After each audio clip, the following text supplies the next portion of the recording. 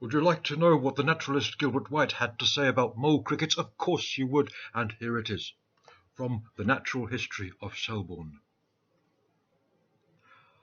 How diversified are the modes of life, not only of incongruous, but even of congenerous animals, and yet their specific distinctions are not more various than their propensities. Thus, while the field cricket delights in sunny, dry banks, and the house cricket rejoices amidst the glowing heat of the kitchen hearth or oven, the Gryllus grylo-talpa, the mole cricket, haunts moist meadows and frequents the sides of ponds and banks of streams, performing all its functions in a swampy, wet soil. With a pair of forefeet curiously adapted to the purpose, it burrows and works underground like the mole, raising a ridge as it proceeds, but seldom throwing up hillocks.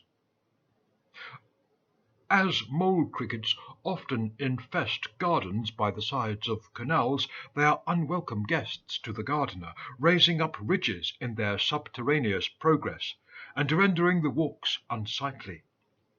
If they take to the kitchen quarters, they occasion great damage among the plants and roots by destroying whole beds of cabbages, young legumes, and flowers.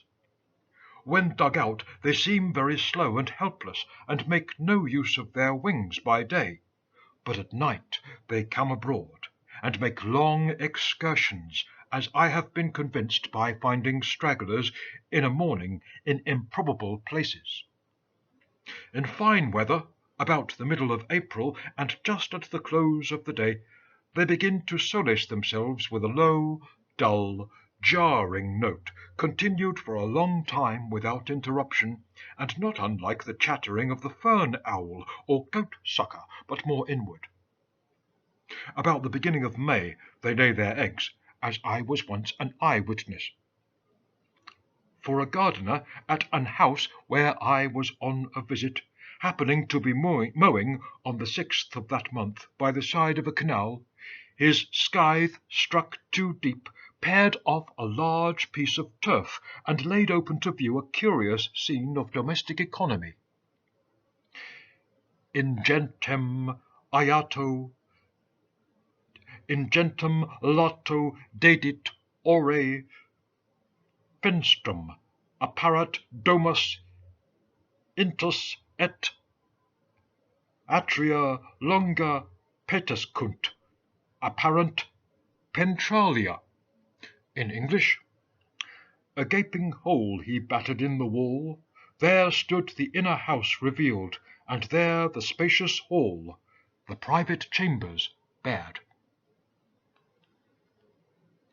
There were many caverns and winding passages leading to a kind of chamber, neatly smoothed and rounded, and about the size of a moderate snuff-box.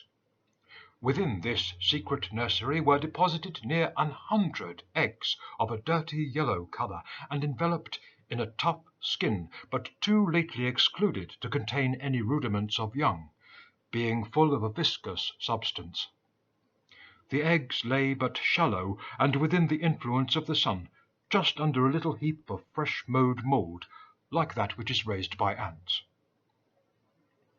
When mole crickets fly, they move curso undoso, rising and falling in curves, like the other species mentioned before. In different parts of this kingdom people call them fen crickets, churworms, and eve churs, all very apposite names.